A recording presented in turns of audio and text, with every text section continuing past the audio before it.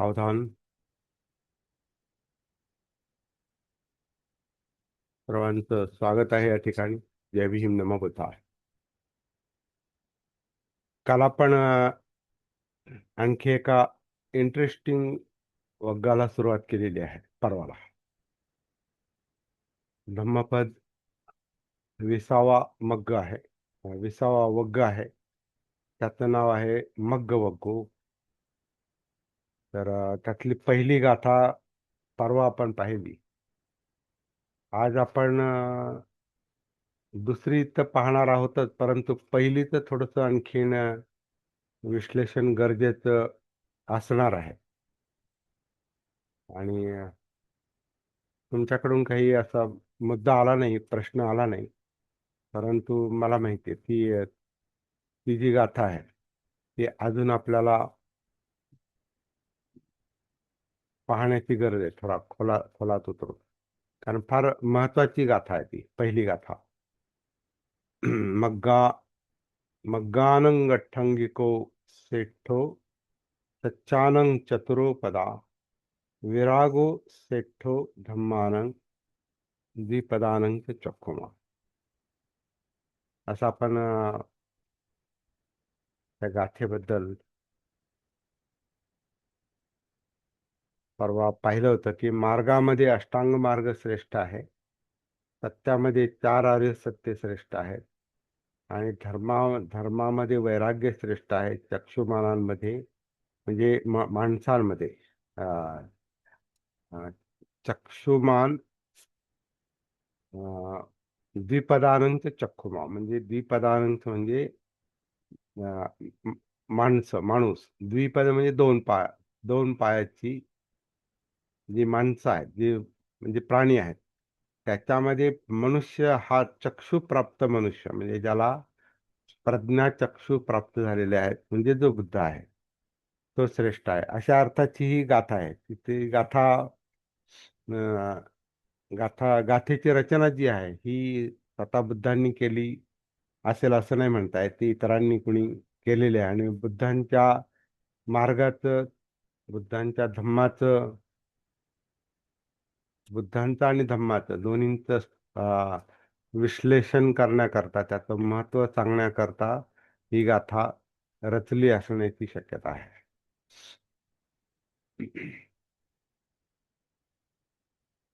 त्याच्याविषयी म्हणजे अष्टांग मार्गाविषयी आणि 4 सत्याविषयी आपण थोडंसं परवाला पाहिलेलं आहे. आणि याच्याबद्दल आणखीन पुढच्या गाथेत जे म्हटलेलं आहे की एसेव मग्गो नत्थ अय्यो तस्स नस्स विशुद्धिया एतं हि तुम्मे पटिपज्यथ मारसेतं पमोहनं. या मार्गाबद्दल असं म्हटलेलं आहे की ज्ञानप्राप्तीसाठी हाच एक मार्ग आहे, असं रचना करणाऱ्यानं म्हटलेलं आहे की हाच एक मार्ग आहे. कोणता? अष्टांग मार्ग. दुसरा नाही. तुम्ही याच मार्गावर चला. हा माराला हतबल आणि हतप्रभ करणारा, मूर्छित करणारा आहे, असं या दुसऱ्या गाथेचा अर्थ आहे. आता थोडस आपल्याला अभ्यास करतो म्हणजे आपण अनेक अंगाने त्याचा विचार करायला पाहिजे. आणि आपली जी अभ्यास करण्याची पद्धत आहे याच्याबद्दल आता तुम्ही परिचित झालेला असाल की आपण फक्त शब्दांचा अर्थ पाहत नाही, गाथा आणि शब्द आणि त्याचा अर्थ एवढंच पाहत नाही, तर या शब्दांचा, अर्थांचा आपल्या जीवनाशी काय संबंध आहे ह्याचा पण आपण विचार करतो. हे आता लक्षात आलं असेल, आणि म्हणून आपल्याला थोडस खोलात शिरावं लागतं. गाथा अर्थ हे पुस्तकांमध्ये दिलेले आहेत, आणि त्याचं स्पष्टीकरण पण दिलेली आहेत. त्याच्यावरच्या अठ्ठकथा ज्याला म्हणतात, म्हणजे अर्थकथा, ज्याला धम्मपद अठ्ठकथा किंवा पाली अठ्ठकथा ज्या आहेत, त्याच्यामध्ये काही गोष्टी पण तयार केलेल्या आहेत. अर्थकथा म्हणजे अर्थ समजावून सांगण्यासाठी काही गोष्टी तयार केलेल्या आहेत. परंतु अठ्ठकथेतल्या काही गोष्टी अशा आहेत का ज्या आपल्याला व्यावहारिक वाटत नाही. त्या काल्पनिक वाटतात. आणि म्हणून आपण त्या अठ्ठकथेच्या आधारे आपण ह्या गाथा समजावून नाही घेत. आपण थेट शब्दाचा अर्थ आणि आपल्याशी त्याचा काय संबंध पोहोचतो हे पण आपण पाहतो. उदाहरणार्थ आपण हेही पाहतोय की अं, जसं काल आपण चार आर्य सत्याच्या बाबतीत पाहिलं. चार आर्य सत्य काय आहेत याचं स्पष्टीकरण करताना आपण असंही म्हणतो की चार आर्य सत्याच्या बाबतीत बाबासाहेबांनी प्रश्न पण निर्माण केलेला आहे. ते नाकारले नाहीत.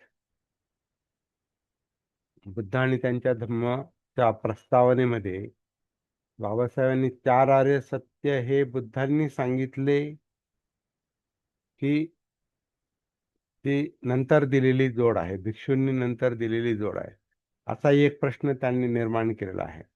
आणि तो रास्तही वाटतो. कारण दुःखाचं कारण, निवारण आणि मार्ग म्हणजे उपाय ह्याचं स्पष्टीकरण करताना त्याच्यामध्ये बऱ्याचशा न पटणाऱ्या गोष्टीही ऍड केलेल्या आहेत. किंवा असंही म्हणता येईल की बुद्धानं दुःखाबद्दल जास्त चर्चा केलेली आहे असं एक चित्र या आर्य सत्याच्या आधारे, चार आर्य सत्यांच्या आधारे काही लोकांनी ते एक चित्र निर्माण केलेलं आहे की बुद्धानं दुःखाचा जास्त विचार केलेला आहे. आणि दुःख म्हटलं की माणसाला नैराश्य येतं, सामान्य माणसाला. दुःख म्हटलं की नैराश्य येतं. एखादा माणूस आजारी असेल आणि समजा गंभीर आजारी असेल तर त्या आजाराच्या भीतीनंच त्याला जास्त आणखी नैराश्य येतं. म्हणजे त्या आजारातून बाहेर पडू अशी त्याला आशा असेल तर तो त्याला घाबरत नाही. परंतु ज्याला एक आशा नसते तर तो काय करतो, त्या त्या आजाराच्या कल्पनेनं, किंवा तो वाढला तर, आणि मग आणखीन काही झालं तर, आणि मग शेवटी आपण मेलो तर, मग बाकी मग कसं होईल, तर ह्या चिंतेनं त्याला त्या आजाराची जास्त भीती वाटते. म्हणजे कल्पनेनं तो जास्त घाबरतो. त्याच्यावर उपचाराचा विचार करण्यापेक्षा तो त्या आजाराच्या कल्पनेनं, भीतीनं जास्त निराशेमध्ये जातो. आणि अशा प्रकारचं जर विचार केला तर मग नैराश्यच येणार आहे. परंतु बुद्धांचं म्हणणं असं आहे की ते सत्य म्हणून स्वीकारा. आज आपण आजारी जरी असलो किंवा गंभीर आजार जरी असला, आता काही लोकांना तो असतो, म्हणजे शारीरिक आजार असतो किंवा मानसिक पण असू शकतो, असतो. तर त्याचा विचार करूनच काही लोकांना जास्त एक धास्ती बसते, एक धडकी भरते.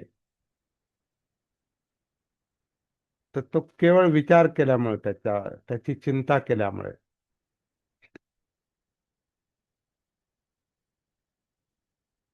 परंतु आपण जीवनाकडे वास्तव म्हणून जर पाहिलं, एक सत्य म्हणून पाहिलं, त्याचं भान ठेवून, त्याची सती ठेवून, जागृती ठेवून आपण जर जीवनामध्ये उतरलो आणि जीवनाकडे पाहिलं तर दुःख ही सामान्य घटना आहे. कोणतंही दुःख घ्या, त्यातला आजार ही एक बाब आहे, किंवा म्हातारपण आहे. आणि मृत्यू तर अजून यायचा आहे. परंतु मृत्यूच्या विचारानं पण घाबरतो मनुष्य. प्रत्यक्ष वेळ असेल तेव्हा काय करेल हे त्याच्या मनस्थितीवर अवलंबून आहे. ज्या आवडीच्या गोष्टी आहेत, प्रिय गोष्टी आहेत, त्या त्याला पाहिजे असतात. तर त्या जर नाही मिळाल्या तर त्याला भीती वाटते. त्याला यातना होतात. ज्या गोष्टी नावडीच्या आहेत, अप्रिय आहेत, त्याच जर घडल्या तर त्याला वाईट वाटतं, त्याला दुःख होतं. कधी-कधी अप्रिय गोष्टीच्या कल्पनेनं सुद्धा त्याला दुःख वाटतं, यातना होतात. म्हणजे माणसाची जी विचार करण्याची जी पद्धत आहे, त्या विचार करण्याच्या पद्धतीमुळे जास्त त्रास होतो. म्हणून त्या विचारांची म्हणजे मनोधम्मांची सती पाहिजे. त्याचं भान पाहिजे, की मनात काय विचार चाललेत. ते केवळ मनाचे विचार आहेत. आणि विचार विचारामध्ये कल्पना पण येतात. इमॅजिनेशन. आणि कल्पनेमध्ये माणूस कल्पनाचित्र उभं करतो. काल्पनिक भविष्य उभं करतो. काल्पनिक भीती उभी करतो. असं झालं तर, तसं झालं तर, आणि मला असं पाहिजे तसं नाही झालं तर, आणि जे नको तेच घडलं तर, म्हणजे ज्याला एक दुसरी एक अ, संकल्पना, प्रसिद्ध संकल्पना आहे, ज्याला आपण शकून अपशकुन म्हणतो. एक शकून अपशकुनाच्या ज्या गोष्टी असतात ना, या माणसाच्या कल्पना असतात. आणि या कल्पनेमध्ये, या मेंदूच्या या कार्यामध्ये, विचार प्रक्रियेमध्ये सतीची जोड नसते, जागृतीची जोड नसते. जिथं आपण ज्याला आपण धम्मानुसती म्हणतो. ती जागृतीची जोड नसल्यामुळे मनात जे येतं ते सत्य वाटतं. म्हणजे शकून अपशकुनाच्या ज्या गोष्टी आहेत त्या मनात आल्या की त्याला धरून तो काही कल्पना करू शकतो, काही विचार करू शकतो. आणि आपण ज्या संस्कृतीत वाढलो, ज्या वातावरणात वाढलो, ज्या जुन्या धर्मात वाढलो, आपले आई-वडील, आपले नातेवाईक, आपली परिस्थिती जर अंधश्रद्धेची असेल, आणि ती होतीच हे आपल्याला माहिती आहे. आपण ज्या परिस्थितीत वाढलो आणि आपले वाडवडील ज्या परिस्थितीत वाढले, त्यांच्यामध्ये या भयामुळं शकून अपशकुनाच्या कितीतरी गोष्टी अशा मनामध्ये घर करून असतात. म्हणजे कावळ्याचं असेल किंवा काय असतं तो टिटवी, काय म्हणतात त्याला, तो पक्षी ओरडला, तेव्हा काहीतरी होणार, कुत्रं भुंकलं, हे काहीतरी अपशकुन होणार. ह्या कल्पना जास्त असतात. त्याच्यात काही वास्तव आहे, नाही तर संशोधनाचा मुद्दा आहे. परंतु कल्पना जास्त असतात आणि कल्पनेला माणूस जास्त घाबरत असतो. परंतु वास्तव शोधायचं असेल, सत्य शोधायचं असेल, तर माणूस फक्त कल्पना आणि शकून-अपशकुनावर विश्वास नाही ठेवत. तर वास्तव सत्य काय आहे? सत्य. पण आता समजा हे आपल्याला काही चिंता, अस्थिरता आहेत. समजा आपल्या मनामध्ये अस्वस्थता आहे, भीती आहे आणि त्याचं दुःख आहे. तर त्याच्याकडे आपण जागृतीपूर्वक जर पाहिलं, तर ते लक्षात येतं, की ह्या केवळ कल्पना आहेत आणि त्या कल्पनाला मी घाबरतो. त्या कल्पनांना मी घाबरतो, तर कल्पना ह्या कल्पना आहेत. हे वास्तव लक्षात आल्यानंतर ती आपल्याला भीती राहत नाही. ती भीती कमी होते. आणि मग आपण खऱ्या सत्याकडे येतो, वास्तवाकडे येतो, की अमुक एक अ, यातना आहेत, दुःख आहेत. हे सत्य आहे, वास्तव आहे, की काल्पनिक आहे?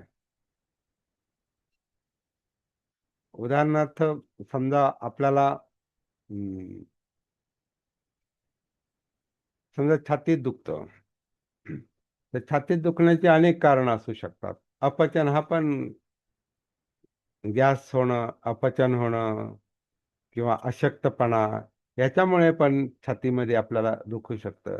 परंतु आपली कल्पना छातीत दुखणं म्हणजे काहीतरी अ, भयंकर प्रकार या कल्पनेनं आपण जास्त घाबरतो आणि त्याच्यावर उपचार करण्यापेक्षा, मार्ग शोधण्यापेक्षा म्हणजे डॉक्टरकडे जाण्यापेक्षा किंवा स्वतःच बाकीचा काही त्रास आहे का आपल्याला? अपचनाचा त्रास आहे का? गॅसचा त्रास आहे का? अ, काही आपल्याला अशक्तपणा आहे का? हे स्वतः तपासण्यापेक्षा किंवा डॉक्टरांकडून तपासणी करण्यापेक्षा छातीतल्या दुखण्याच्या कल्पनेनं तो जास्त त्रस्त होतो. आणि याचं कारण ते सती नसणं आहे, भान नसणं आहे. परंतु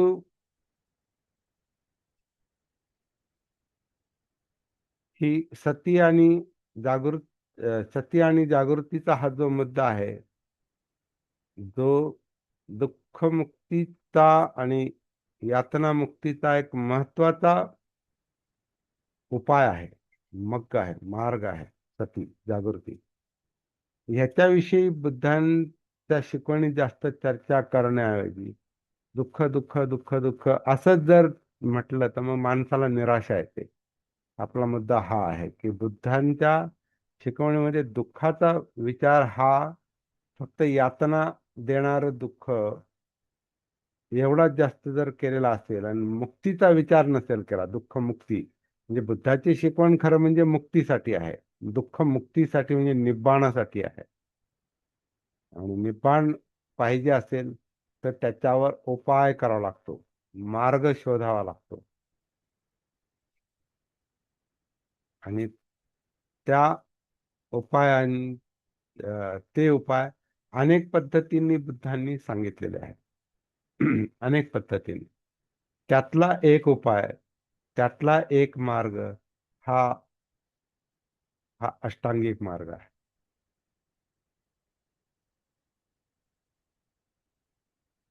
दुःख, दुःखाचं कारण, दुःखाचं निवारण म्हणजे निब्बाण आणि दुःख निरोधगामिनी पटिपदा म्हणजे दुःख निवारणाचा मार्ग म्हणजे उपाय.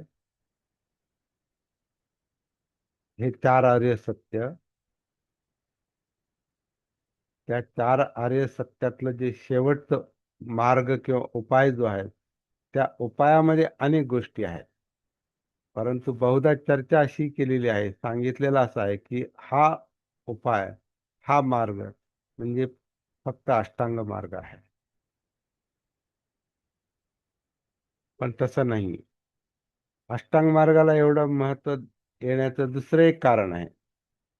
तो मार्ग आहेच आहे, परंतु तोच एकमेव मार्ग आहे सुटकेचा, दुःखमुक्तीचा असं नाही म्हणता येत. परंतु तो मार्ग ग्रंथामध्ये तसा ग्रंथांमुळे प्रसिद्धीला आलेला आहे. उदाहरणार्थ बुद्धांचं पहिलंच प्रवचन जे आहे पंचवर्गीयांना दिलेलं, ते हे चार आर्य सत्य आणि चौथं सत्य म्हणून अष्टांग मार्ग असं ते प्रवचन प्रसिद्ध आहे. पंचवर्गीय भिक्षूंना पहिला उपदेश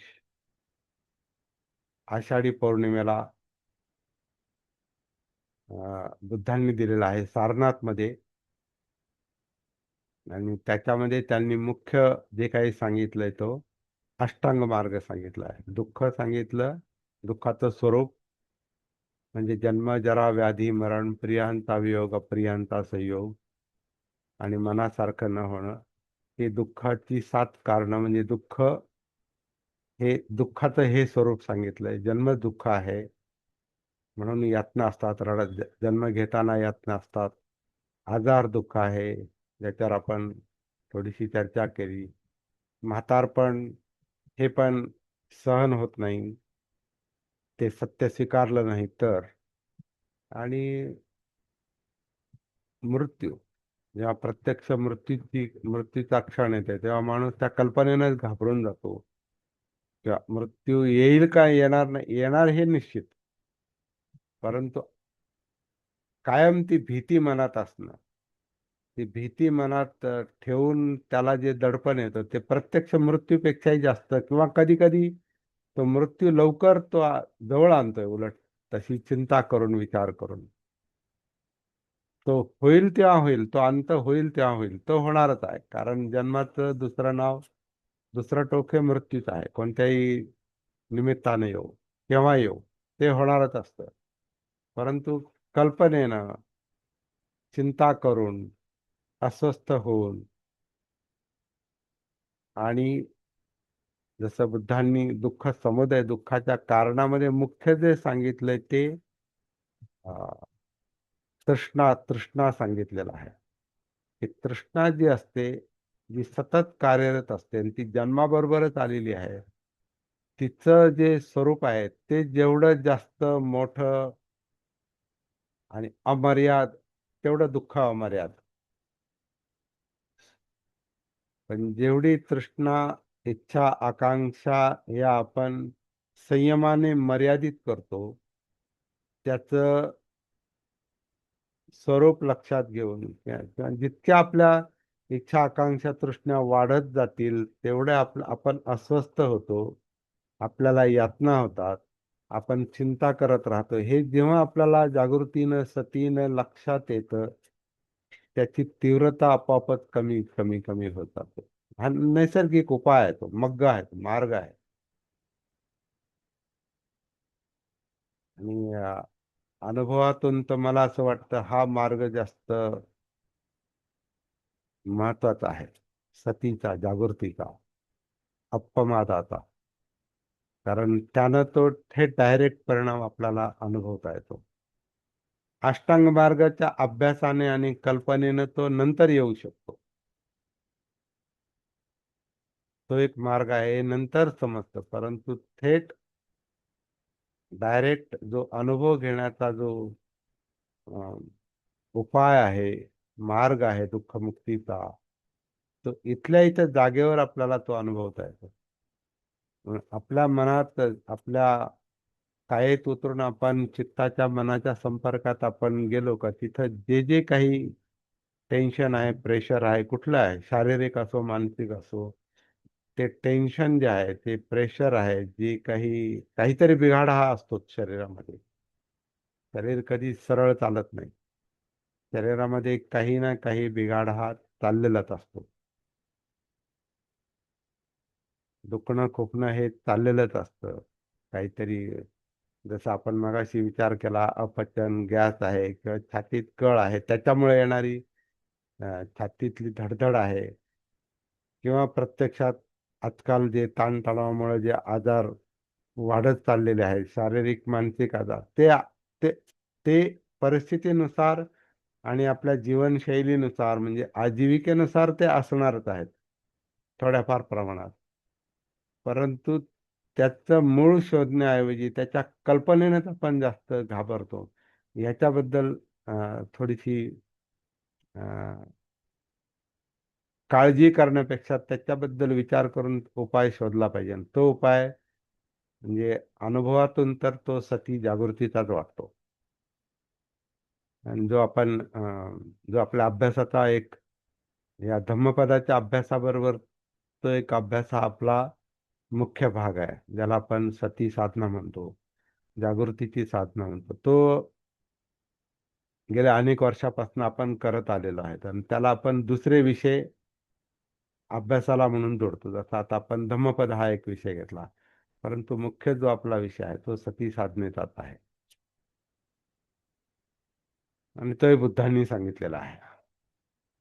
आणि तोही श्रेष्ठ मार्ग वाटतो, केवळ अष्टांग मार्ग नाही, तर तोही श्रेष्ठ मार्ग वाटतो, सतीचा, जागृतीचा.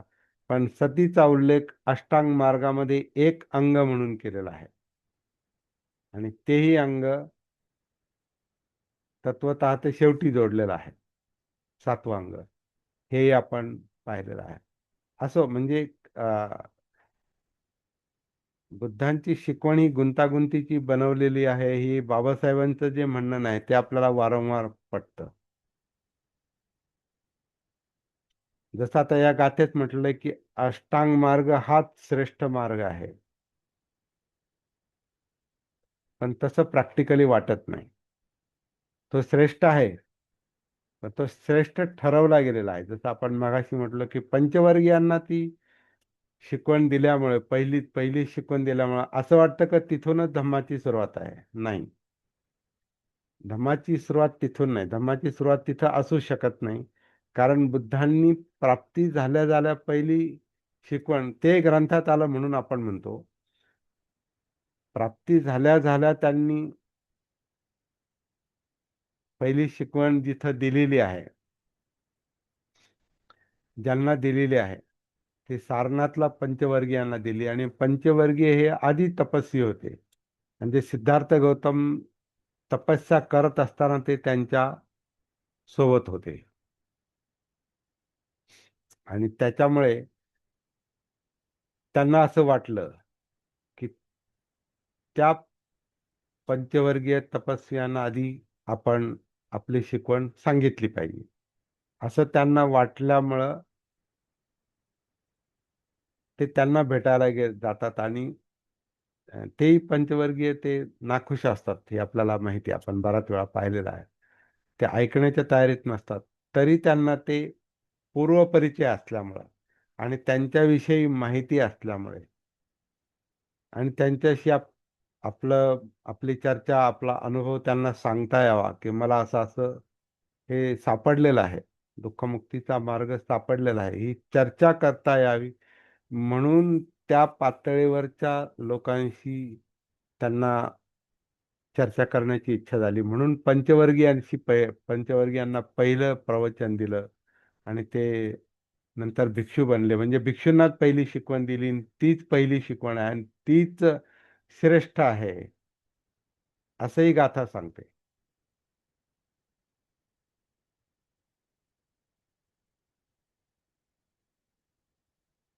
परंतु जिथं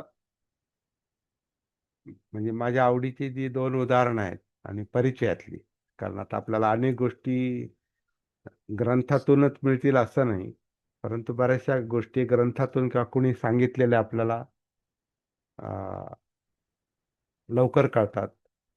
त्यातल्या दोन गोष्टी ज्या आहेत, म्हणजे ज्याचा मी जास्त विचार केला आतापर्यंत, ती एक अंगुलीमालाची गोष्ट आहे. कारण ती एक अशी स्पेशल घटना आहे, असं म्हणता येईल, की जो माणूस समोर मारायला आलाय, मारायला नाही आला, तो खून करायला आलाय. त्याच्या समोर बुद्ध कसे गेले आणि कसे व्यक्त झाले आणि कसं कसं पाहतायत तो प्रसंग, आणि काय सांगितल्यानं त्याची मारण्याची इच्छाच ट्रान्सफॉर्म त्याच्यात परिवर्तन झालं. हे कसं काय घडलं? ही सामान्य घटना नाही. हे काय असं कुठे पाहायला नाही मिळत. म्हणजे आपल्याला पाहायला नाही मिळत. आता ज्यांना म्हणजे ज्याला खून करावा किंवा फायरिंग किंवा पिस्तूल चालवणारे किंवा बंदूक चालवणारे, ज्यांचा त्याच्याशी संपर्क आलेला आहे, कधी कधी काळी समजा तसा अनुभव आलेला आहे की आपल्याला कुणीतरी पिस्तूल रोखलेला आहे किंवा चाकू आपल्याला कोणी मारण्यासाठी घेऊन आलेला आहे किंवा आपल्याला मारून टाकणार आहे, असा प्रसंग कोणाच्या अनुभवाचा असेल तर त्यांनी सांगावं.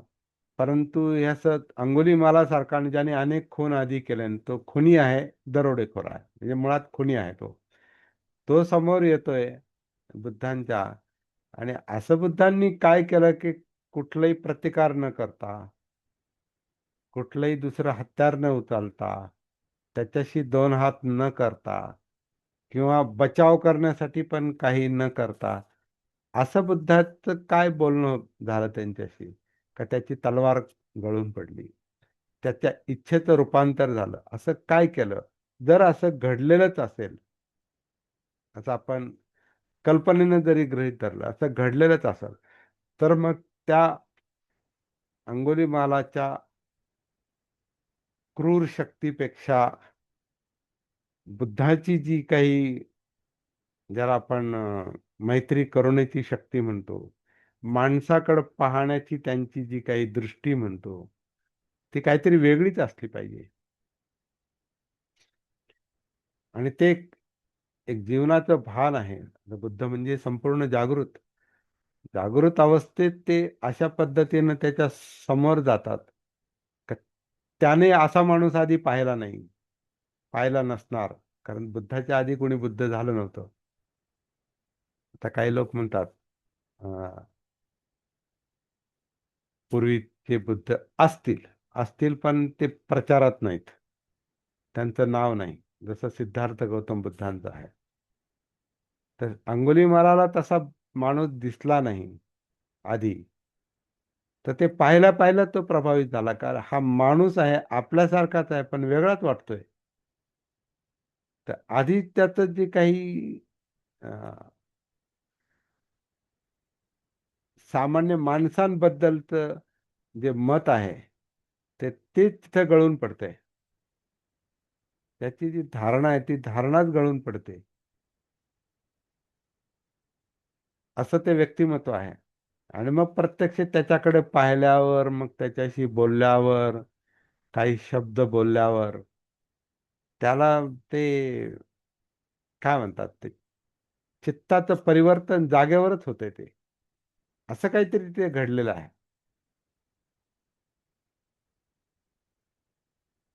अशा गोष्टी आपल्याला चमत्कारातच दिसतात. चमत्कारात सांगितल्या जातात. की देव प्रसन्न झाला आणि मग त्यानं हे असं असं बोलला आणि मग असं वर दिला आहे असं. तर ते त्या चमत्कारिक गोष्टी आहेत त्या काल्पनिक गोष्टी कल्पनेने सांगितल्या जातात. परंतु इथं दोन माणसातला जिवंत संवाद आहे.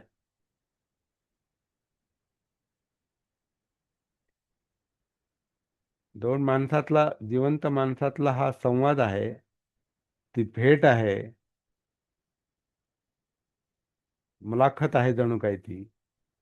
आणि ते थेट परिणाम होतोय त्यांच्यावर, त्या अंगुलीमालावर. तर हे कसं काय? ते त्याला एकच उत्तर आहे. ती जागृतीची शक्ती आहे.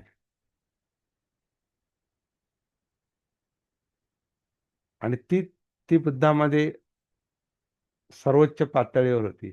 म्हणून तो अंगुलीमाल जो आहे तो मुळातच गर्भगळीत झाला. मुळातच त्याची तलवार गळून पडली आणि त्याला जे बोलायचं होतं ते तो नाही बोलला. आणि त्याला काय पाहिजे होतं? त्याला मारायचंच होतं. आता असं ग्रंथात असं सांगितलेलं आहे म्हणून आपण म्हणतोय, तसं त्याला मारायचंच होतं. खूनच करायचा होता. ठीक आहे, आपण गृहीत धरू की त्याला बुद्धांचा खूनच करा, पण तो एक खूनच करायचा होता, पण तो एक माणूस होता. आणि माणूस, मनुष्य प्राणी काय आहे हे बुद्ध जाणत होते स्वतःच्या अनुभवातून. आणि तो समोर आल्यानंतर काय म्हणतात, नजरेला नजर भिडणं किंवा नंतर शब्दांचे उच्चार, एक तर मुळात त्यांचं जे काही त्यांचं जे प्रेझेन्स आहे, त्यांचं जे काय म्हणतात त्याचं जे त्यांचं जे उपस्थित असणं आहे त्याच्या समोर, ही गोष्टच त्याला खूप मोठी वाटली असणार. आणि तिथंच त्याची तलवार गळून पडलेली. तलवार गळून पडली याचा अर्थ तो पुढच्या चर्चेला, बोलायला, ऐकायला तो तयार झाला. आणि मग तो त्यांचा नंतर अनुयायी बनला. तर हे कसं काय? अशा गोष्टी स्पष्टपणे याच्यात येत नाहीत, ग्रंथांमध्ये येत नाही. आपल्यासाठी एक, आता आपण बाबासाहेबांना पाहिलं नाही, परंतु बाबासाहेबांच्या बाबतीत पण अशा काही गोष्टी घडायच्या म्हणतात. की चांगली चांगली माणसं, म्हणजे सामान्य लोक तर भारावून जायचेच. त्यांचं पाहणं, त्यांचं बोलणं, त्यांची उपस्थिती, त्यांचं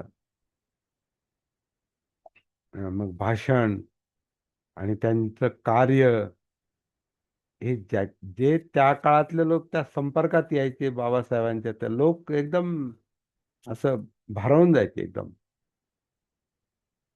आणि मोठाली मोठाली माणसं सुद्धा, मोठाली म्हणजे प्रसिद्ध प्रसिद्ध माणसं काही आता जी काही त्यांचे कार्यकर्ते होते, ते कार्यकर्ते हे हे हे पण हुशार असले पाहिजे, जे जवळचे कार्यकर्ते किंवा इतर जे आता समजा आचार्य यात्रेंचं नाव घेतलं जातं किंवा त्यांच्या संस्थेतल्या लोकांचं नाव घेतलं जातं. तिके बोले आहेत किंवा आता असे जे त्यांना भाऊराव आहेत, तेही ही माणसं त्या प्रभावानंच भारावून गेली होती. प्रत्यक्ष ती कामाला लागली हे तर नंतरची गोष्ट, पण पाहिल्या पाहिल्या ते झालेलं आहे. 14 ऑक्टोबरच्या धर्मांतराच्या वेळेला पण असंच झालं होतं असं म्हणतात, की काही साधूंनी आपल्या जटा कापून टाकल्या. मला वाटतं 31 मे 36च्या भाषणातच ते झालेलं आहे. 14 ऑक्टोबरच्या धर्मांतराच्या बुद्ध धम्माचा स्वीकार केला त्याच्यानंतर तर अनेक लोक अशी झपाटून गेली की घरी गेल्यानंतर त्यांनी ते घरातले देवबिव सगळे फेकून दिले. सगळे त्यांच्यामध्ये असं काहीतरी संचारलं, असं काही त्यांचं रूपांतर झालं की ते त्यांचा जीवन मार्गच बदलला.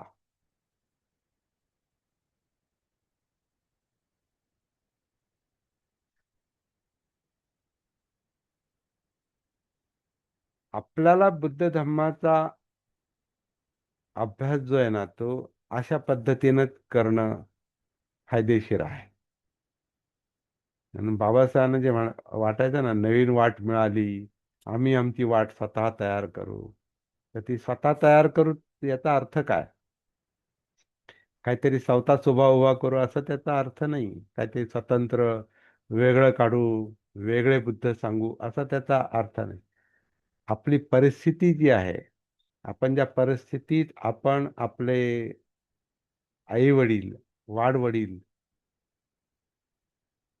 आजोबा, पणजोबा जेवढं आपल्याला जिथपर्यंत आपल्याला माहिती आहे, त्या सगळ्यांचा इतिहास पाहिला तर त्यांच्या यातना, त्यांचं दुःख हे जगात कोणाचं दुःख नाही असं त्यांचं दुःख होतं आणि हे बाबासाहेबांनी पाहिलं होतं. अशा लोकांशी बाबासाहेबांचे जे संवाद व्हायचे, तर तिथंच त्या लोकांना उभारी यायची.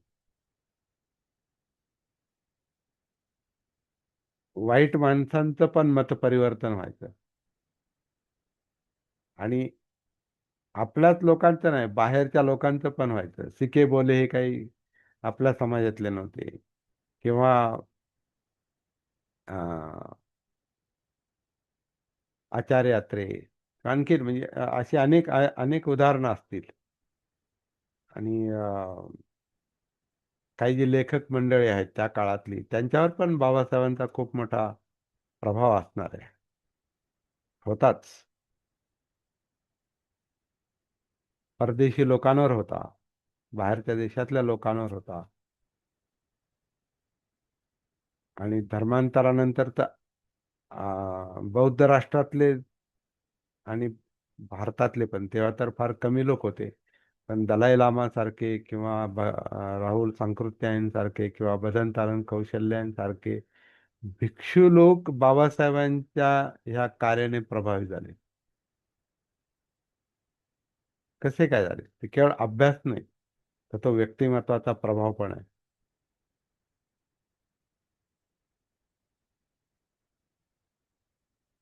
तर अशा ज्या व्यावहारिक गोष्टी आहेत ना, ह्या पण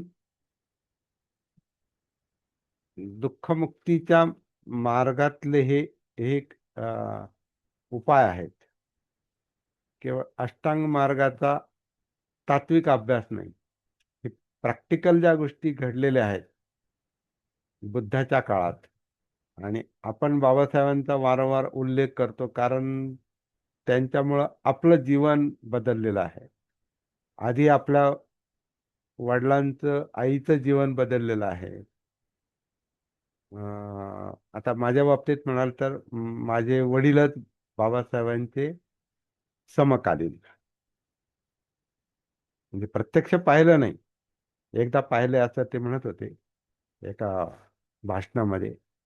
प्रत्यक्ष पाहिलं परंतु जवळून नाही पाहिलं, परंतु समकालीन.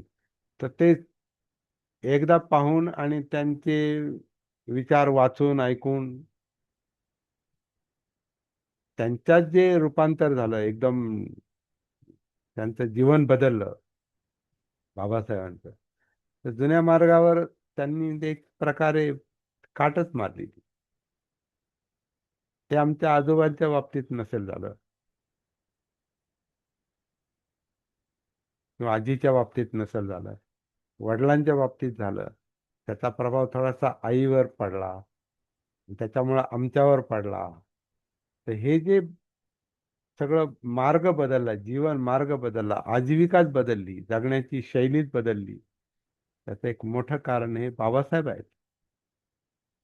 त्याच्यामुळे आपल्यासाठी ते एक जिवंत उदाहरण आहे.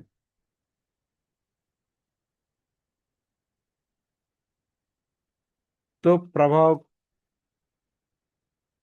कोणत्याही परिस्थितीत कमी होता कामा नये. बाबासाहेबांचा जो प्रभाव आहे तो कमी होता कामा नये आणि तो प्रभाव टिकावा किंवा जो होता तो पुन्हा प्रकाशात यावा याच्यासाठी प्रयत्न करण्यामध्ये आपल्याच लोकांना पुढाकार घ्यावा लागेल. कारण आपला थेट संबंध आहे एक एकाच समाजात एकाच जातीत जन्माला आल्यामुळे. म्हणून आंबेडकरी बौद्ध हे विशेष लोक आहेत असं मी अशा टायटलचे एक व्हिडिओ आपण टाकलेला आहे. म्हणजे ती बोलता बोलता ती गोष्ट सहज माझ्या मनात आली. म्हणून आपण विशेष लोक आहोत. जगात बौद्ध आहेत, ते त्या त्या बौद्ध संस्कृतीतले बौद्ध लोक आहेत. म्हणजे आता लामा लोकांची, तिबेटियन बौद्धांची ती संस्कृती वेगळी आहे. चायनीज बौद्धांची संस्कृती वेगळी आहे. तर ते चायनीज आणि तिबेटन यांचं पुन्हा वाद आहे, तो जगजाहीर भाग आहे.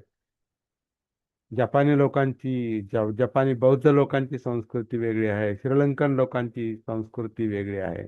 पण ती संस्कृती आहे. त्याच्यामध्ये बौद्ध संस्कृती, बौद्ध विचार, बौद्ध पद्धती हा त्यांच्या संस्कृतीत एकरूप झालेला भाग आहे. ती वेगळी संस्कृती आहे. ती सगळीकडे नाही. ती थाई संस्कृती काय सगळ्या जगातल्या बौद्धांची संस्कृती नाही.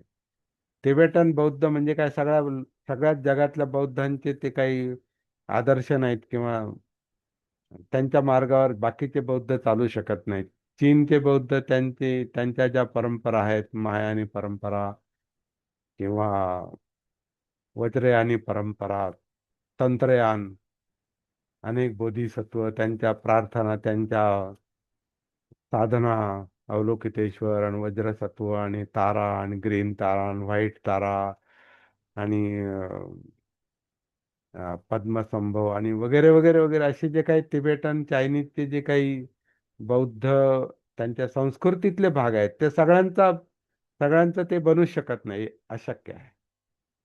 श्रीलंकेतल्या बौद्धांची परंपरा बाकीचे बौद्ध नाही पाळू शकत.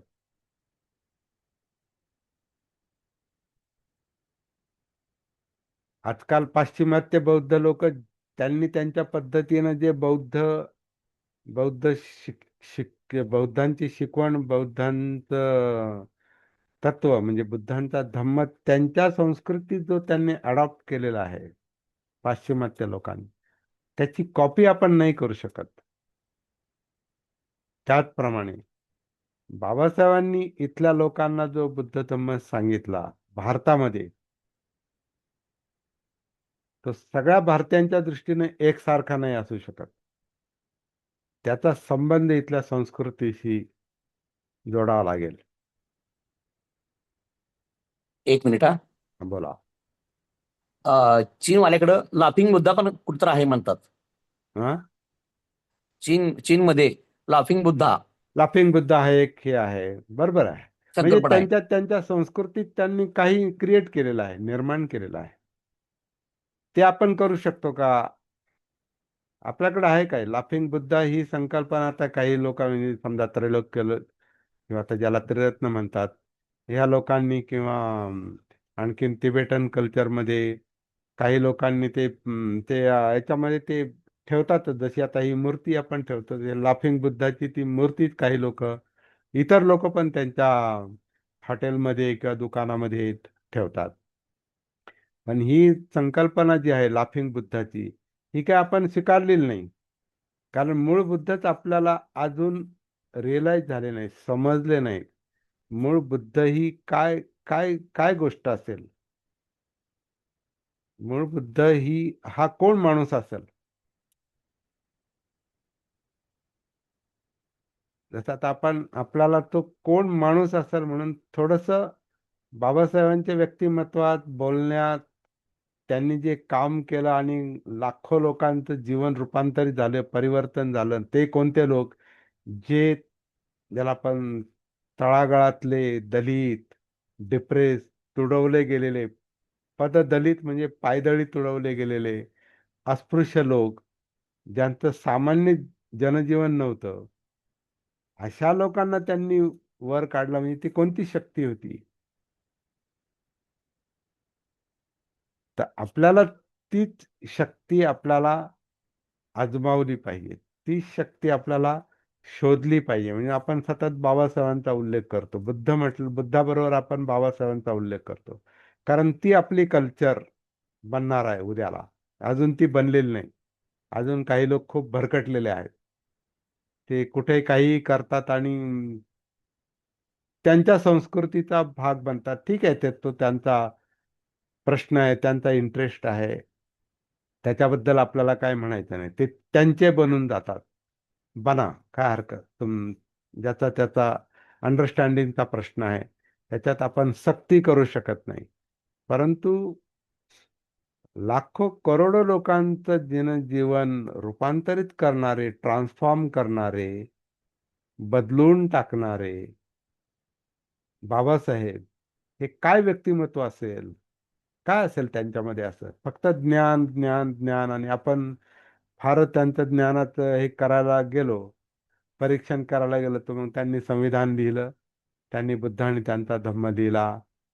पण करोडो लोकांना बुद्ध धम्माच्या मार्गावर आणून सोडलं, हे तर नंतरच्या घडलेल्या गोष्टी आहेत. परंतु ते आधीच अस्पृश्यता निवारण्याचं काम करतानाच अनेक लोकांवर त्यांचे प्रभाव पडत आलेले आहेत.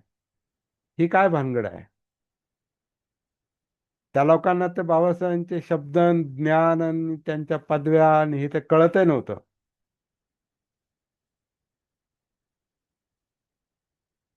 समजतही नव्हतं कोण आहे ते. असे आत्ताचे काही एक वयोवृद्ध गृहस्थ आहे, त्यांचा परवा मी उल्लेख केला. तर त्यांच्याशी हे सती साधनेची चर्चा करताना, बोलताना ते एकदा म्हणाले, अरे तुम्ही 25 वर्ष, आम्ही बाबासाहेबांच्या संपर्कातले आहोत. परवा मी त्यांचा उल्लेख पण केला. आम्ही बाबासाहेबांच्या संपर्कातले आहोत. परंतु ह्या जागृतीचा मुद्दा लक्षात आल्यानंतर ते पटतंय का ती शक्ती जी आहे ना, ती ही जागृत शक्तीच आहे. ती सतीची शक्ती आहे. जीवनाचं भान जे आहे, ते भान असलेली ती शक्ती आहे. आणि त्या जागृतीनं जागृत लोक तयार केलेत. जसं बुद्ध संपूर्ण जागृत, या बुद्धांनी अनेक लोक जागे केले. सेम आहे. परंतु बुद्ध राजपुत्र होते, बाबासाहेब राजपुत्र नव्हते. बुद्ध अस्पृश्य नव्हते, बुद्ध राजपुत्र होते, बाबासाहेब राजपुत्र नव्हते. पण बुद्ध अस्पृश्य नव्हते, बाबासाहेब राजपुत्र नव्हते. त्यामुळे दोघां व्यक्ती म्हणून, मुक्ती म्हणून, दुःखमुक्ती म्हणून अंडरस्टँडिंग काही बाबतीत समान आणि मिळती जुळती असणारच ती. परंतु ज्या परिस्थितीत आपण जन्म घेतो, त्या त्या परिस्थितीतल्या यातना, दुःख, ती समाज रचना, ते संस्कार वेगळे आहेत. बुद्ध राजपुत्र असल्यामुळे युद्धाचा प्रसंग आला. राजपुत्र असल्यामुळे युद्धाचा प्रसंग आला. बाबासाहेब अस्पृश्य असल्यामुळं अस्पृश्यतेचं युद्धच आहे ते. जगण्याचं युद्ध आहे, तो संघर्ष आहे. याच्यातून कसं बाहेर पडायचं, मुक्ती कोण पथे, कोणत्या मार्गाने आता याच्यातून आपली मुक्ती होईल, कोणत्या उपायांनी मुक्ती होईल, हा बाबासाहेबांपुढे प्रश्न होता. तो बुद्धांपुढे नसणार आहे, परंतु मार्ग मुक्तीचाच आहे. बुद्धांनी दुःखमुक्तीचा मार्ग सांगितला, बाबासाहेबांनी पण दुःखमुक्तीचाच मार्ग सांगितला. परंतु बुद्धाचा प्रश्न युद्धामुळे निर्माण झाला एक प्रकारे, बाबासाहेबांचा प्रश्न अस्पृश्यतेमुळे निर्माण झाला, समाज रचनेमुळे निर्माण झाला. आपल्याला म्हणून बाबासाहेब जे म्हणतात ना, नवीन वाट मिळाली किंवा आपल्याला नवीन मार्ग तयार करावा लागेल, नवीन योजना आखाव्या लागतील. याचा अर्थ काय? कुठल्याही बौद्ध धर्मातल्या, सांस्कृतिक बौद्ध धर्माची आपण किंवा तात्विक बौद्ध धर्माची पण आपण कॉपी नाही करू शकत. कारण काही लोकांनी त्यांचे त्यांचे तत्व पण निर्माण केलेले आहे. आता हे धम्मपदात आपण पाहतो की बुद्ध एकच मार्ग श्रेष्ठ असं कसं म्हणू शकतात? कसं म्हणतील अष्टांग मार्ग श्रेष्ठ, जो कळायलाच कठीण आहे आणि तो श्रेष्ठ असं कसं म्हणतील? मग अंगुलीमालाला त्यांनी अष्टांग मार्ग कस का नाही सांगितला? किसा गौतमीला का नाही सांगितला? पटाचाराला का नाही सांगितला? तो पंचवर्गीय भिक्षुनात का सांगितला? तर ती सुरुवात होती आणि ते वेगळे परिचित लोक होते, ते तपस्वी लोक होते, शोधणारे लोक होते, मुक्ती शोधणारे लोक होते. त्यांच्याशी त्यांच्याशी बोलली जाणारी भाषा वेगळीच होती. अंगुलीमालाशी वेगळी भाषा आहे, किसा गौतमीशी वेगळी, पटाचाराशी वेगळी, सारीपुत्र मोगलांशी वेगळी, किंवा अनेक आता जे काही संवाद आहेत ते सगळे सुत्त जे आहेत, आनंदाने सांगितलेले बहुतेक सुत्त म्हणजे संवाद आहेत.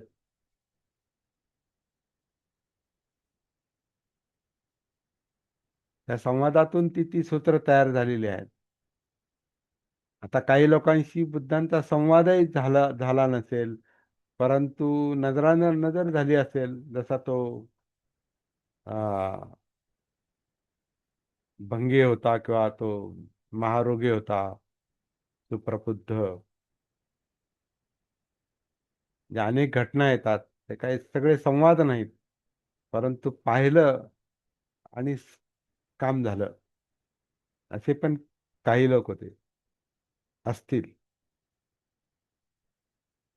बाबासाहेबांकडे पण तशा दृष्टीनं आपल्याला पाहण्याची एक सवय लावावी लागेल. आपण बाबासाहेब म्हणजे आपण त्यांचं पांडित्य सांगतो, त्यांचं कार्य सांगतो, परंतु ज्या सामान्य माणसात त्यांनी काम केलं त्या लोकांना काहीच कळत नव्हतं आपला बाबा कोण. काहीच कळत नव्हतं. ते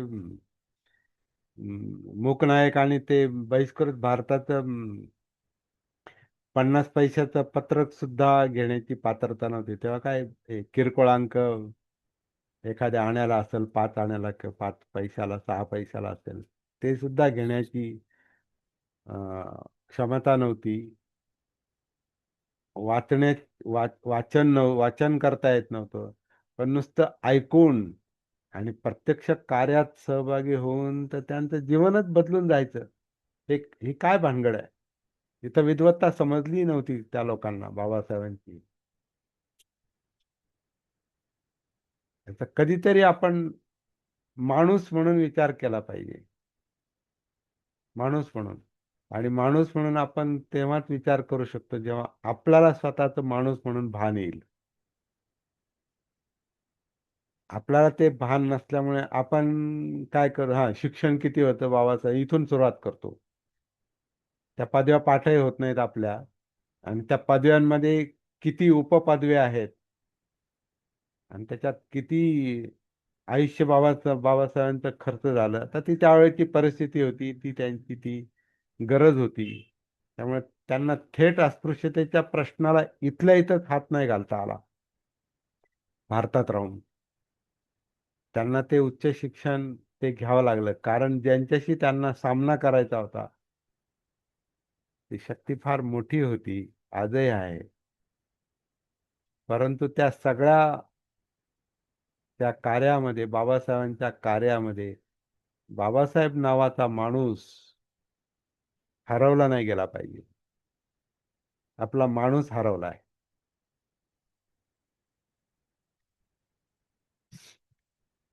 आपल्या घरातला एखादा माणूस कसं हरवतं आणि मग आपली काय अवस्था होते, तशी अवस्था आपली झाली पाहिजे. आपला माणूस नाही हरवला पाहिजे.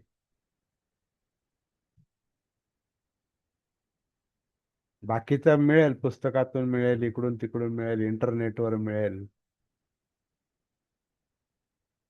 राज्यघटनेतून मिळेल, राजकारणातून मिळेल, सगळंच कळेल. माणूस हरवला नाही पाहिजे. कारण ही बुद्ध ही शक्ती ही माणसातली शक्ती आहे.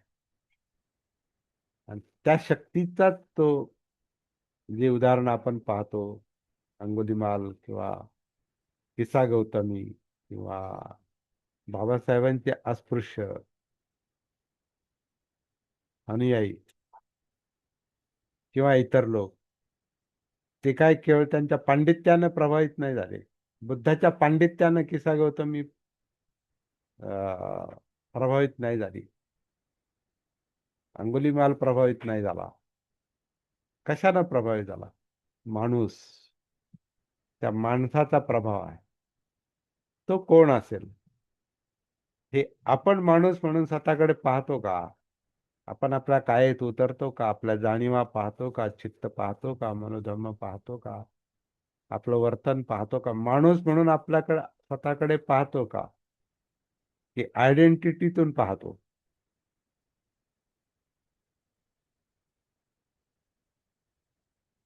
मी कोण जातीचा, किती शिकलोय, काय काम करतो, किती नाव आहे माझं, किती प्रसिद्धी आहे, किती पैसा आहे, किती प्रतिष्ठा आहे,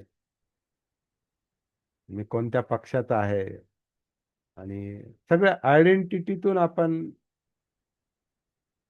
स्वतःकडे पाहतो, माणूस म्हणून नाही. म्हणून याच्यात कधी कधी माणूस हरवला जातो. आपणही हरवलेले आहोत. म्हणून अजागृत अवस्था ही आपण आपलं माणूस पण हरवल्याचीच अवस्था आहे ती. आणि ती मुद्दाम नाही, ती निसर्गच आहे. निसर्गच मूर्ख आहे. कारण हे हरवलं पण हे जन्मजातच आहे. ज्याला सायकोलॉजीच्या भाषेत अनकॉन्शियस माइंड किंवा कॉन्शियस माइंड म्हटलेलं आहे, ते बरोबर आहे. तर त्यांनी प्रयोग करून ते, मानसशास्त्रज्ञ प्रयोग करून ते ठरवतात की माणसाचं चित्त, मन हे 80-90% निद्रिस्त आहे. हे त्यांनी प्रयोगातून सिद्ध केलेलं आहे. फ्राईड किंवा जुंग किंवा जे काय मानसशास्त्र होते त्यांनी.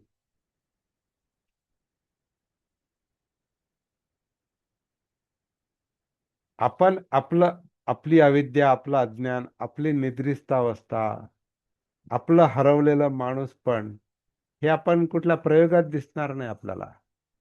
हे स्वतः शोधावं लागेल.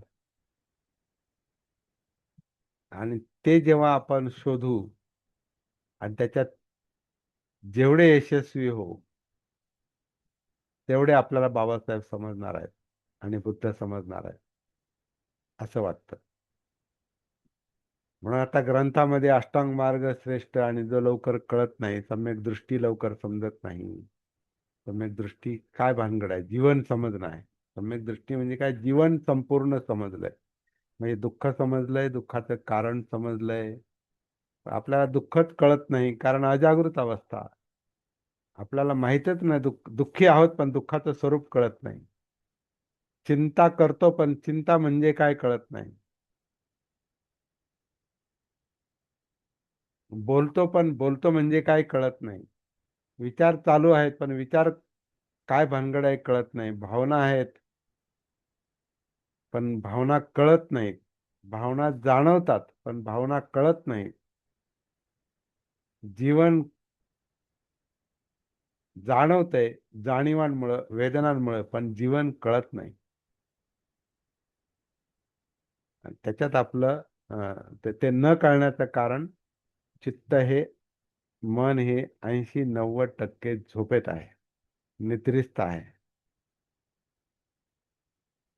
म्हणून आपल्याला भूतकाळ जास्त विस्मृतीत गेलेला असतो आणि आत्ताही मन चंचल पळापळत करतंय. का करतंय, का पळतंय, कुठं पळतंय, काय पाहिजे त्याला, हे नीट कळत नाही. म्हणून आपले उद्देश सतत बदलत राहतात.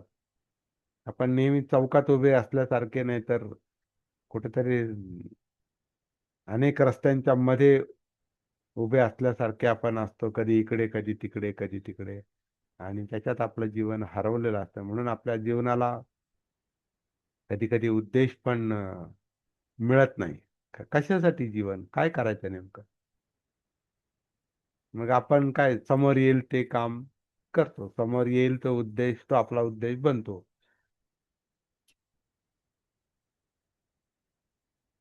कधी पैसा उद्देश बनतो, कधी राजकारण उद्देश बनतो, कधी आपले जे समस्या आहेत. समजा आता काहींच्या घरात आता आजार आहेत, तर मग आजारात तोच त्याचा विषय बनतो आणि त्याच्यासाठी त्याचं जीवन चाललेलं असतं. काहींचे कोर्ट केसेस चाललेले असतात, काहींचे प्रॉपर्टीचे वाद चाललेले असतात, काहींची बेकारी असते, काहींची कौटुंबिक प्रश्न गुंतागुंतीचे असतात. म्हणजे इतके प्रश्न असतात का ते प्रश्नांचा विचार करता करता आपलं आयुष्य खर्च होतं आणि आपण माणूस म्हणून कोण आहोत नेमके, ही गोष्ट हरवली जाते. मग आपण जर हरवले जातो तर मग बाबासाहेब का नाही हरवणार आपल्याकडून? बुद्धता अजून जाणायचेतच, बुद्धता अजून ओळखायचेत आपल्याला. म्हणून आता हे अभ्यास आपण करतो धम्मपदाचा, पण तेवढाच आपला हेतू नाही. आपल्याला ह्याच्यातून आपलं स्वतःच, त्याच्यात तथ्य आहे, सत्य आहे, ते मान्य आहे.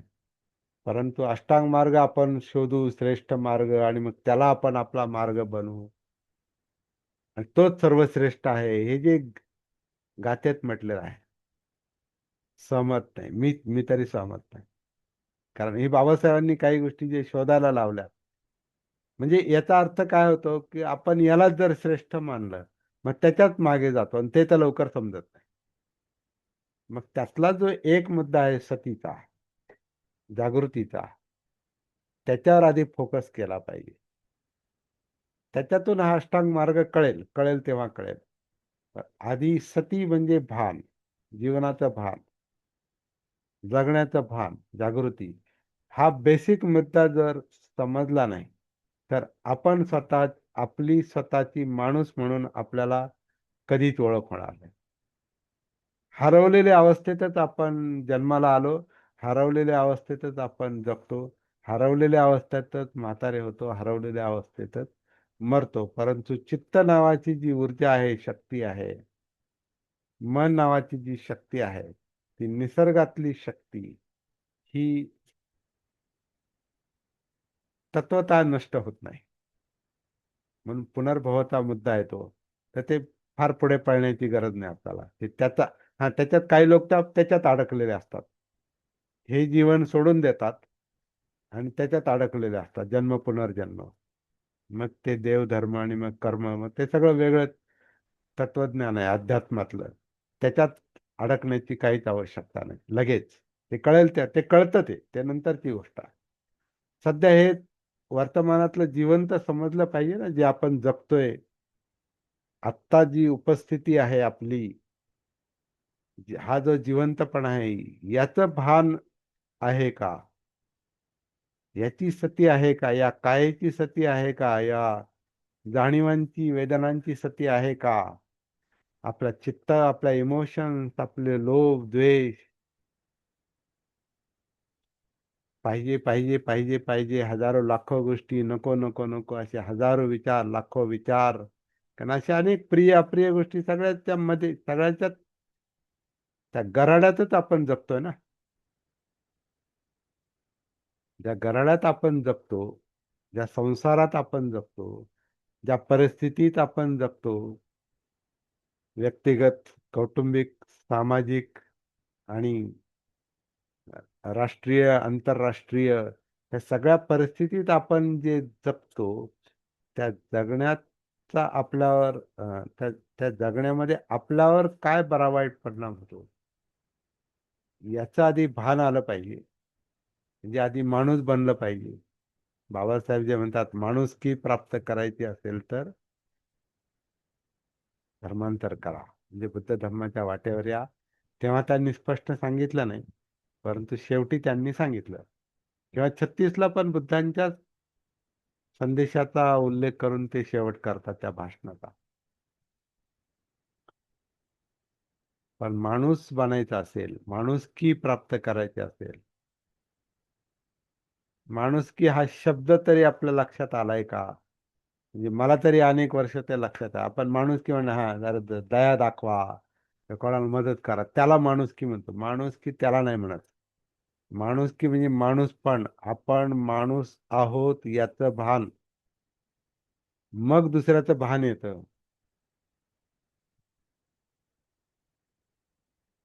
तेव्हा बाबासाहेबांचं भान येतं, बाबासाहेब कळतात. इथं माझंच मला कळत नाही, मी काय कोणाबद्दलच मी हे करू शकतो, अवलोकन करू शकतो, मी इतरांबद्दल सांगू शकतो. माझं मला आधी समजलं पाहिजे. तर हा संशोधनाचा मुद्दा आहे. म्हणून अत्तदीप भव, आपला स्वतःलाच आधी प्रकाशित केलं पाहिजे. किंवा दुःखमुक्तीसाठी त्याला बेटाची उपमा दिलेली आहे. बेट म्हणजे समुद्राच्या मध्ये असलेला तो भूभाग जो आहे, डोंगर, तो सागरांनी हेलकावे खात नाही. सागर हेलकावे खातो, ते बेट हेलकावे खात नाही. तसं जीवन ही आपण परिस्थितीमध्ये सतत हेलकावे खात जगत असतो. म्हणून इकडं पळ तिकडं पळ, हे कर ते कर, हे आपले हेलकावे आहेत. कारण आपण त्या भवसागराचा भाग आहोत, आपण बेट नाही आहोत. आपण त्या पाण्यासारखे नुसते हेलकावे खातो, लाटांसारखे आपण आहोत, त्या पाण्यासारखे आपण आहोत, आपण बेटासारखे नाही. ती एक उपमा लागू पडते. किंवा आतून जाग व्हा, सती, आतून कायेची सती, कायानुसती आतून, म्हणून पोटामध्ये किंवा अं, नाभी आणि त्याच्या आजूबाजूचा भाग जो हालचाल करतो, मुवमेंट करतो श्वासाच्या निमित्तानं, त्याच्या निमित्तानं त्याच्यात उतरा. जिथं प्रत्यक्ष श्वासोच्छ्वास आपल्याला जाणवतो, तो त्या फुफ्फुसाचा भाग, पाठीचा भाग, हा धड जो आहे, तर ते हे निमित्त आहे त्याच्यात जागा होण्याचं. म्हणून ती आनापानसती सांगितली. त्याच्यावर ध्यान करा आणि त्याच्यावर पाहत बसा आणि त्याला मोजत बसा, नो, असं सांगणं शक्यच नाही बुद्धाने. सिद्धार्थ गौतमांनी ज्या ज्या गोष्टी करून पाहिल्या त्या त्यांनी सांगितल्या असतील, त्या सोडून दिल्यात त्यांनी. जागृती हा मुद्दा बुद्धगयेतला वेगळाच आहे. बुद्धगया म्हणजे जागृतीची गया आहे. जागृत माणसाची ती बुद्धगया आहे. बुद्धगया हा काय प्रांत नाही. तिथं ते हे केलं म्हणून, जसं आपण बाबासाहेबांचं जन्मस्थान किंवा 14 ऑक्टोबरचं नागपूर किंवा 6 डिसेंबरचं चैत्यभूमी किंवा महू किंवा अमकदमक, किंवा महाडचा सत्याग्रह, महाड, ते लोकेशन, ती जागा, आपण ती घटनेमुळे ती प्रसिद्ध आहे. ती घटना आपल्यासाठी महत्वाची आहे, ती जागा नाही. तसं बुद्ध गयेमध्ये गया महत्वाची नाही, बुद्ध म्हणून बुद्ध गया. ती गया पण लांब आहे, गया शहर लांब आहे, बुद्ध गया एका बाजूला आहे. जे लोक पाहिलं असेल त्यांना माहिती आहे.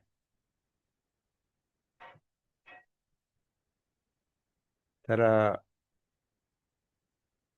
अनेक मुद्दे याच्यामध्ये येतात, पण मेन मुख्य मुद्दा जो आहे तो आधी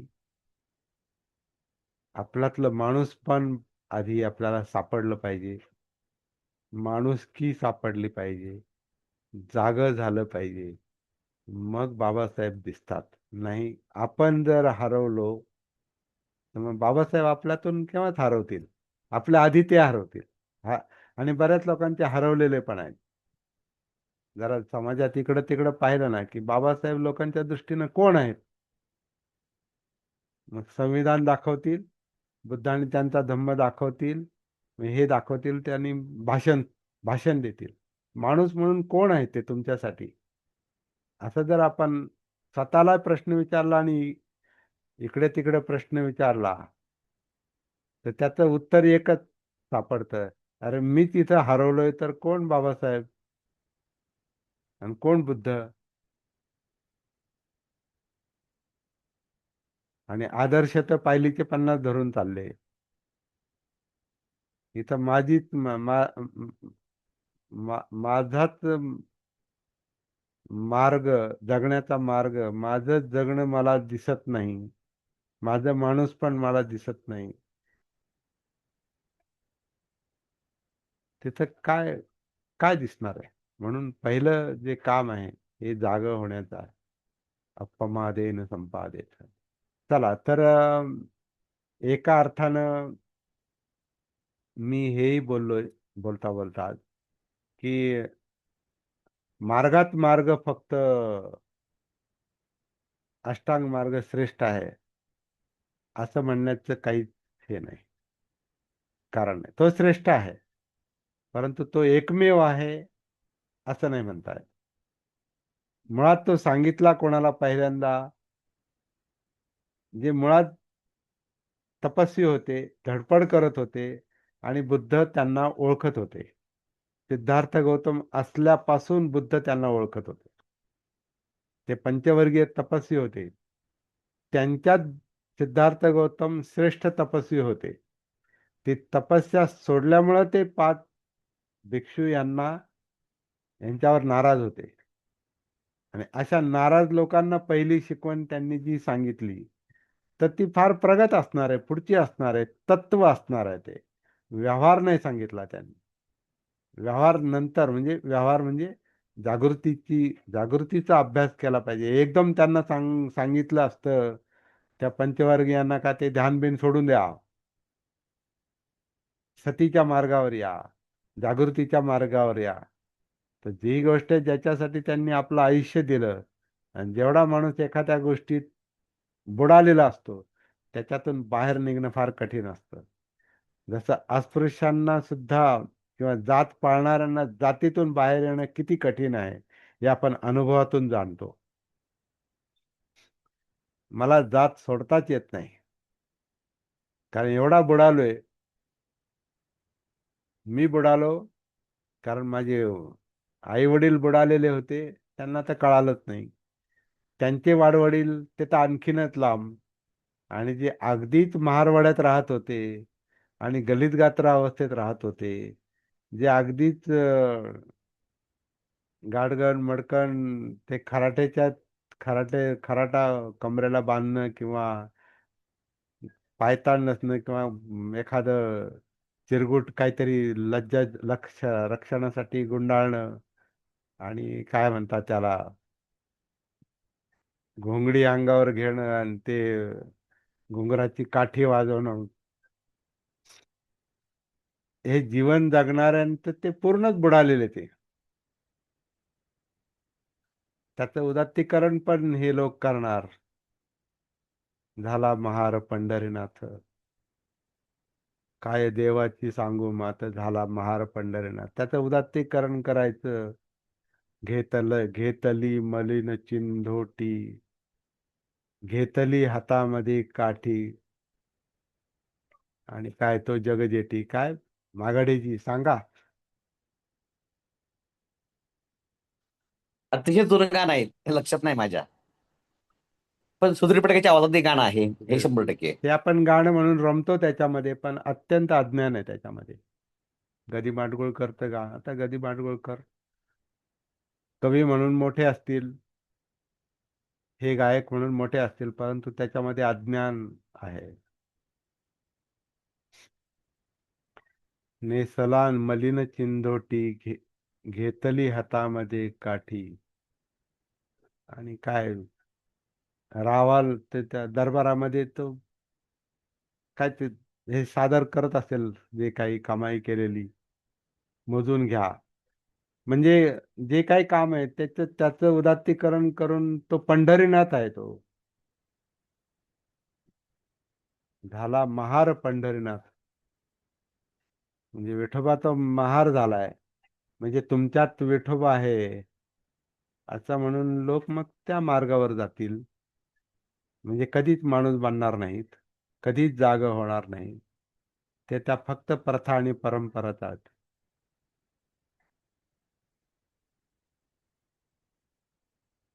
किंवा ते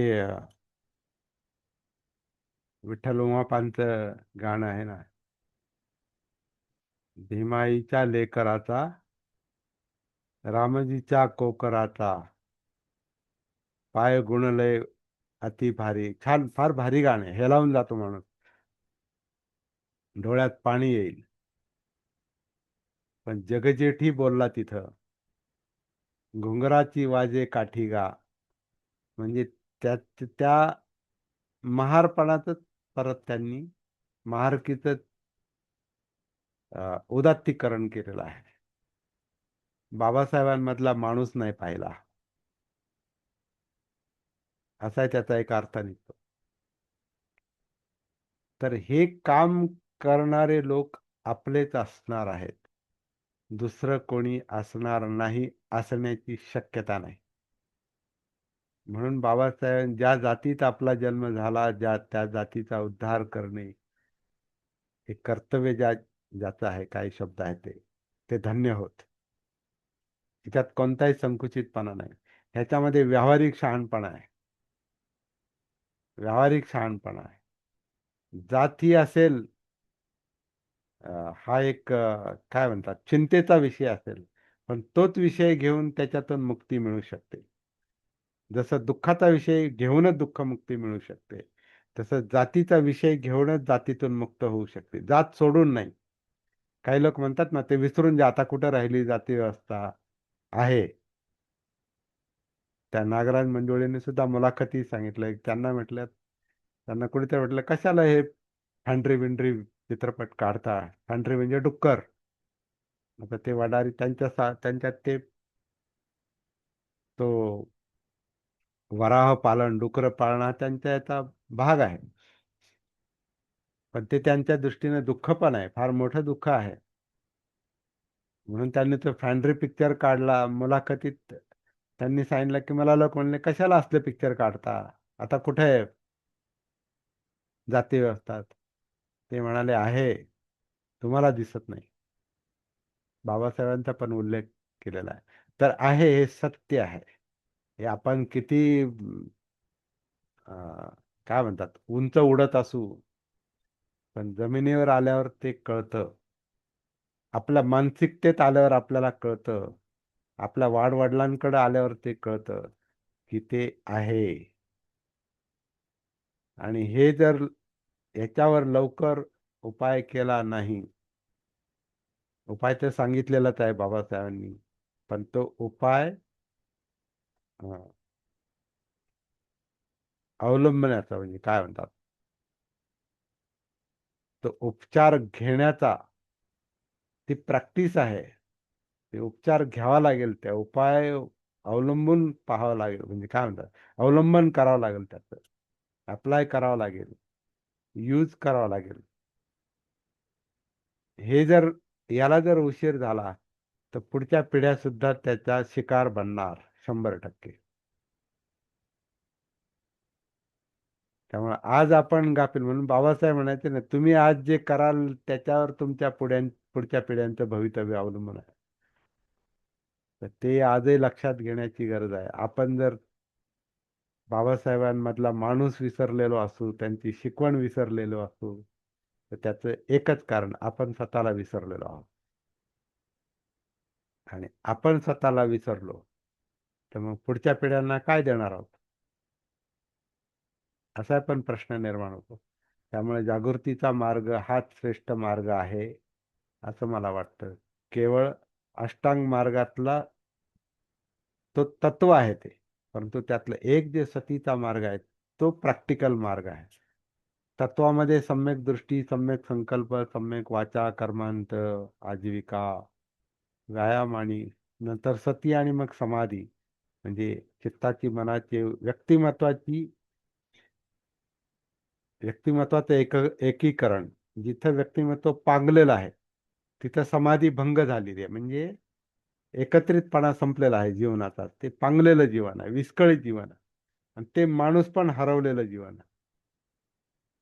समाधीमध्ये माणूस पण येईल, पण आता ती ती भाषा आहे त्या यातली. आता त्या समाधीचं पण ते विकृतीकरण झालंय, तो म्हणजे तो समाधी शब्द पण आपण वापरू शकत नाही, इतकं ते करप्ट झालेलं आहे. त्याला आपण उद्देश पण बनवू शकत नाही, कारण आपल्या डोक्यात समाधी म्हणलं की लगेच कोणी समाधी घेतली, थडग येईल, ती माणसं येतील, ते अध्यात्म येईल, ते ध्यान येईल.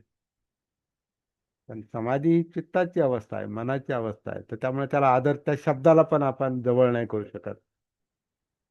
इतका शब्द तो करप्ट झालेला आहे, पझल बनवलेला आहे. म्हणून बाबासाहेबांनी म्हटलंय की पझल बनवलंय सगळं, गोंधळात टाकणारी परिस्थिती निर्माण झालेली. ती जर स्पष्ट करायची असेल तर भानावर यावं लागेल, सतीमध्ये यावं लागेल. आणि आजची जी आपण गाथा म्हणतोय की ते अष्टांग मार्गाला धरून आहे, परंतु आपण जागृतीच्या मार्गाला आपण, जागृतीचा मार्ग म्हणजे उपाय, जागृतीचा उपाय, उपचाराने आपण असं म्हणू शकतो की दुसरा चित्तशुद्धीचा मार्ग नाही, उपाय नाही. दस चित्तशुद्धी आणि ती सम्यक दृष्टी आणि ते सगळंच आलं त्याच्यामध्ये. तस्स नस्स विशुद्धी हा म्हटलेला आहे. दर्शन म्हणजे दर्शन, म्हणजे दृष्टी. सम्यक दृष्टी नसेल तर म्हणजे मग मिथ्या दृष्टी आहे. जसं आपण शकून अपशकून मगाशी म्हटलो, तो अं, ती मिथ्या दृष्टी आहे, चुकीची समज आहे. सम्यक दृष्टी योग्य समज आहे, पण ही योग्य समज ही चित्तशुद्धी करते. विशुद्धी म्हणजे चित्तशुद्धी पण आहे. आणि विशुद्धी शब्दामध्ये जे सुध हा जो शब्द आहे, तर सुध बुध आपण म्हणतो ना, सुध म्हणजे जागृती पण आहे, आणि शुद्ध म्हणजे शुद्ध हरपणं म्हणजे बेभान अवस्था पण आहे. म्हणजे तिथं जागृतीचा संबंध आहे, जागृती हरवली. अनकॉन्शियस माइंड किंवा बेशुद्ध अवस्था ही जागृती हरवलेली अवस्था आहे. म्हणजे शुद्धीचा संबंध शुद्धशी आहे. सुधबुध म्हणतो ना आपण, शुद्ध हरपली म्हणजे जागृती हरपली. तर चित्तशुद्धीसाठी आणि दर्शनाच्या प्राप्तीसाठी, म्हणजे दृष्टीच्या प्राप्तीसाठी हाच एकमेव मार्ग आहे. एतं ही तुम्ही पटिपज्जथ, ह्याच मार्गावर चाललं पाहिजे. आणि मारस्येथ पमोहन, याच्यातून माराचा पराभव होईल. माराला मूर्छित, जिथं मारामुळे आपण मूर्छित झालेलो असतो. मार म्हणजे मनाच्या विकृती, ज्याच्यामध्ये मुख्यतः लोभ आणि द्वेष आहे, परंतु त्याचे अनेक रूप आहेत.